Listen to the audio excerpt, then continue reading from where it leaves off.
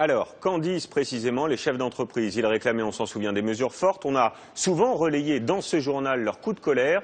Certains menaçaient même de quitter la France si rien n'était fait. Alors sont-ils aujourd'hui satisfaits? Réponse avec Laurent Desbonnets et Yann Moine. Il y a quelques semaines, ils étaient en guerre contre le gouvernement pour dénoncer un climat anti-réussite, une ambiance de lutte des classes ou encore un dogme anticapitaliste. Parmi eux, ce fabricant d'ampoules nouvelle génération. Une ampoule incroyable qui ne consomme que 5 watts, qui ne chauffe pas et qui est... Fin septembre, le patron menaçait même « Je ne suis pas sûr d'installer ma prochaine usine en France ». Les mesures annoncées hier par le gouvernement ont donc été suivies avec attention. Il y a eu un bon message qui est passé, et ça c'est indiscutable, c'est le fait qu'on remet effectivement la question de la compétitivité au cœur du débat. Ça c'est vraiment un point important pour nous. Quant à la prochaine usine, la décision n'est pas encore prise. Dans l'équation économique, ça semble être plutôt un pas dans le bon sens, ça c'est clair. Pour que l'usine soit installée en France. Absolument. D'autres entrepreneurs dénonçaient plus largement un climat anti-patron. Parmi eux, ce créateur d'une dizaine de start-up très inquiet après l'annonce il y a un mois d'une lourde taxe sur la revente d'entreprises. Je crains que les gens ne cessent d'avoir la volonté d'entreprendre. Si selon lui, les mesures annoncées hier vont dans le bon sens, elles ne sont pas suffisantes. Il faudra plus que ça, il faudra des messages dans la durée qui sont consistants pour qu'il y ait à nouveau une confiance qui s'établisse entre le pouvoir politique et le monde de l'entreprise. Une prudence partagée par de nombreux grands patrons. La plupart refusent de commenter publiquement les annonces du gouvernement. Alors, rappelons-le, avec ce plan, le coût du travail baisse de 6%. Question centrale, est-ce suffisant pour redonner de la compétitivité aux entreprises face à la concurrence étrangère? C'est précisément ce que nous avons voulu savoir en prenant des exemples très concrets. Bonsoir Jean-Paul Chapelle. Bonsoir Julien. D'abord, l'automobile. Eh bien, prenons l'exemple d'une Peugeot 208 qui peut être fabriquée en France, mais de plus en plus souvent en Slovaquie. Prix catalogue 14 000 €.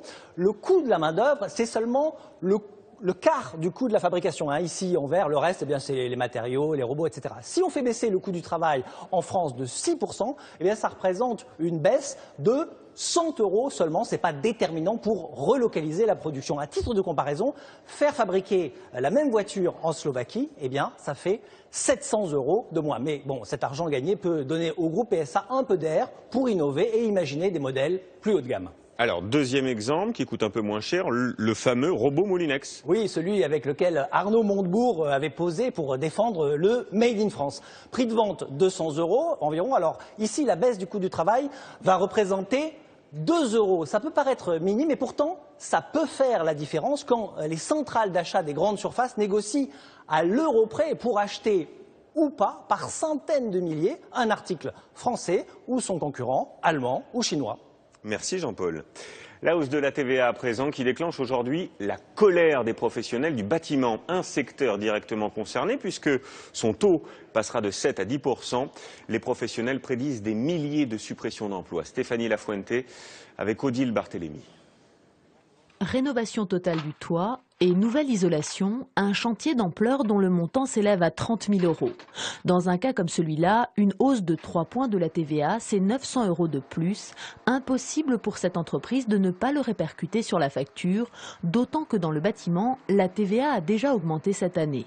Contre la TVA 5,5 et la TVA 7, les gens ont déjà râlé, étaient mécontents, donc on a pris beaucoup de cette différence à nos frais. Mais maintenant, si la TVA va augmenter à 10%, on ne pourra plus absorber cette différence. La TVA réduite sur la main-d'œuvre et le matériel, un bon argument pour inciter les particuliers à faire appel à des artisans, même sur des petits chantiers. Avec la hausse annoncée, ils y réfléchiront à 2 fois. En tout cas, on fera un peu le calcul avant de démarrer les travaux. Je pense qu'on va faire un calcul. C'est pas négligeable, surtout sur les chantiers d'une certaine importance. Déjà, je bricole pas mal par moi-même, donc il est clair que c'est une incitation à le faire en plus par ses propres moyens. La Fédération du bâtiment s'attend à une chute des commandes et pronostique 20 000 pertes d'emplois en France. Car pour les PME, la marge de manœuvre est assez étroite. On est déjà toujours en négociation toujours très tendue avec nos fournisseurs. Donc les fournisseurs ne peuvent plus nous gratter des grands choses. Donc forcément, on va réduire les compagnons. Autre conséquence, le retour du travail au noir. En 1999, la TVA était passée de 19,6 à 5,5, notamment pour endiguer l'emploi par les particuliers de travailleurs non déclarés. Sur le plan politique, enfin, ce qui interpelle, c'est ce virage opéré par le gouvernement. Nous en parlions dès hier. Beaucoup disaient que le rapport Gallois serait enterré et critiquaient cette gauche anti-patron, alors qu'au final, les mesures sont bien là, insuffisantes pour certains, mais le MEDEF lui applaudit. Alors, comment expliquer ce changement, ce virage? Qui a tiré les ficelles en coulisses? Explication Valérie Astruc avec Tristan Lebras. Pendant la campagne présidentielle, François Hollande utilisait rarement les mots tabous à gauche, compétitivité, coût du travail. Mais 2 mois après l'élection, premier tournant, le 9 juillet, le président Hollande prononce le mot qui fâche. Le second défi auquel nous devons faire face est la détérioration de notre compétitivité. À la rentrée, c'est l'offensive des patrons en plein bouclage du budget. Les jeunes entrepreneurs lancent le mouvement des... La situation économique est gravissime, déclare Laurence Parisot. Pendant ce temps, Louis Gallois planche sur son rapport sur la compétitivité. Mais le 19 octobre, le président semble prendre ses distances. C'est un rapport qui engage son auteur, qui n'engage pas le gouvernement et pas le président de la République. Du coup, les patrons accentuent la pression. Un ultimatum est même lancé dans le journal du dimanche. Et au PS, certains ténors répondent vertement. Moi, je serais chef d'entreprise aujourd'hui, j'aiderais le gouvernement. J'aiderais le gouvernement au lieu de me dire est-ce que mes actionnaires vont être contents parce que je vais peut-être réduire un peu ce que je leur apporte. Pourtant, ce week-end-là, à l'Elysée, François Hollande et Jean-Marc Ayrault travaillent en secret à leur plan de compétitivité. C'est une prise de conscience, 3 millions de chômeurs et le fossé qui se creuse avec les entreprises. C'est le second tournant. Ça nécessitait des échanges nombreux, des travaux techniques. Il fallait les mener en toute discrétion. Parce que ça, c'est fondamental. Sinon, on aurait vu tout de suite les fuites, les commentaires.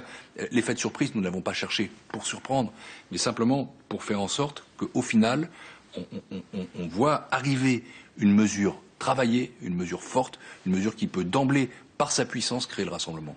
Résultat, c'est la surprise lorsque Jean-Marc Ayrault présente son plan de 20 milliards d'euros pour les entreprises. Les organisations patronales admettent que le climat a changé. J'appelle le ministre Arnaud Montebourg sur son portable, j'appelle le Premier ministre par son cabinet quand même, mais je peux les appeler quand je le souhaite et ils me répondent, je peux vous assurer, tout de suite et très rapidement. Avec ce plan, visiblement, la gauche et les patrons prennent un nouveau départ. La crise économique est passée par là.